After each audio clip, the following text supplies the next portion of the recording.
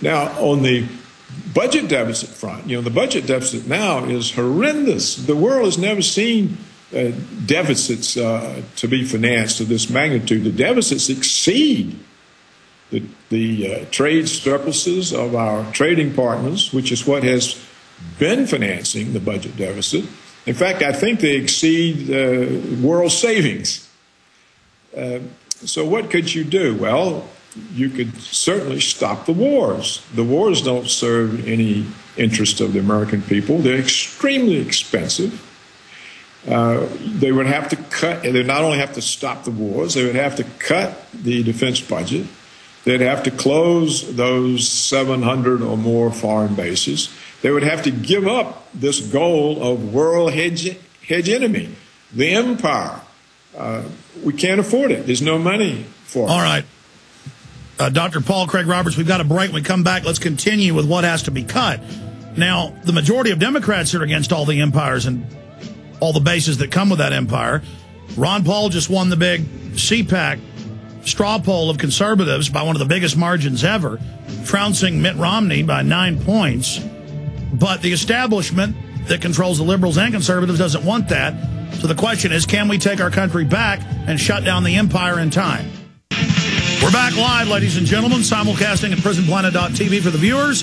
Have a nice video hookup with Dr. Paul Craig Roberts. I think it's the best Skype connection we've ever had with anybody. How the Economy Was Lost, the War of the Worlds. Dr. Paul Craig Roberts. Is the book available yet, Dr. Roberts? Alex, it's available from the Counterpunch website. I think it must be almost now available from Amazon.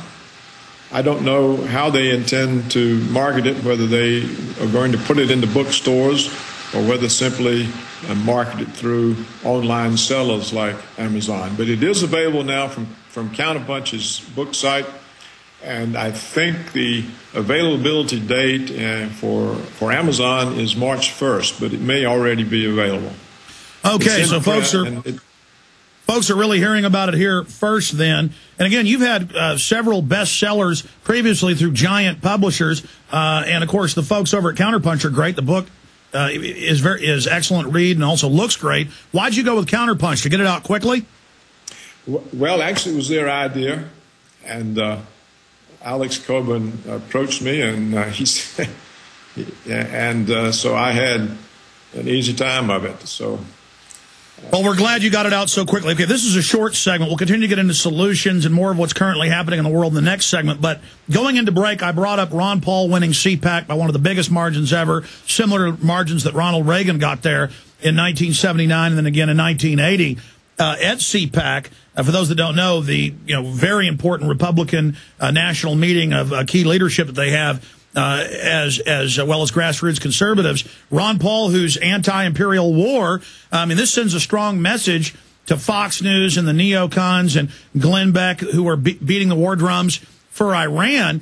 You talk about solutions. We're going to get more into those. But instead of going with tried and true solutions that you're discussing, they want more wars, more taxes, more regulations. Glenn Beck wants a value-added and sales tax on top of the income tax. They know Kennedy cut taxes by 50%. The tax rolls doubled. So why do they want more taxes? I mean, they're not complete idiots. And Obama wants all these new taxes and all the greenhouse gas taxes. He says he's going to have the government implement through the EPA, regardless of the Senate not passing his bill. So they're obviously doing things that will accelerate the destruction of our faltering economy. That's exactly right. They're going to drive the American people into the ground, except for, 1% or even less, half of 1% of the population, the super rich on Wall Street. That's exactly what they're going to do. And the reason they want this global warming stuff, this cap and trade, is because it creates a new product, a new instrument that can be sold, traded, that is, the right to pollute.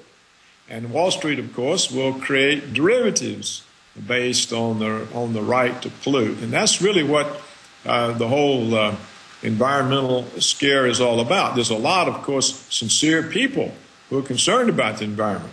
But it's the moneyed interests who are funding it and who are behind it and they're creating a new property right, the right to pollute, that will be very valuable, that will be sold, and that they can create financial instruments such as derivatives on the basis of. So the whole thing is a hoax. It's really a hoax. It's like the subprime derivatives, and it's for the enrichment of the investment banks, Goldman Sachs, for example.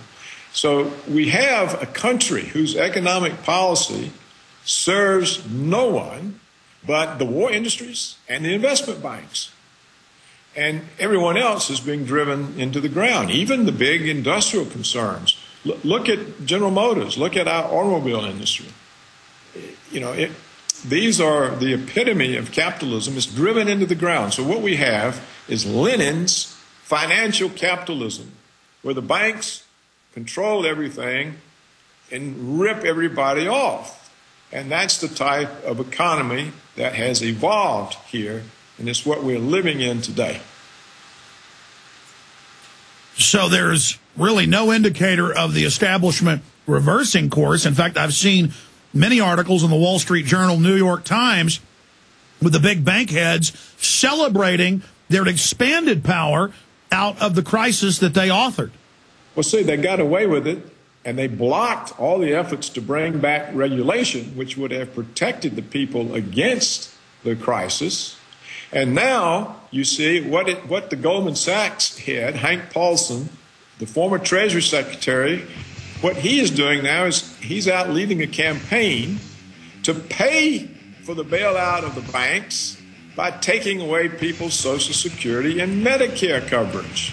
Let's talk about that after the quick break. Let's get into the expanded looting of the already tiny savings of this debtor nation. Dr. Paul Craig Roberts is our guest. The book is How the Economy Was Lost. Our website's Infowars.com.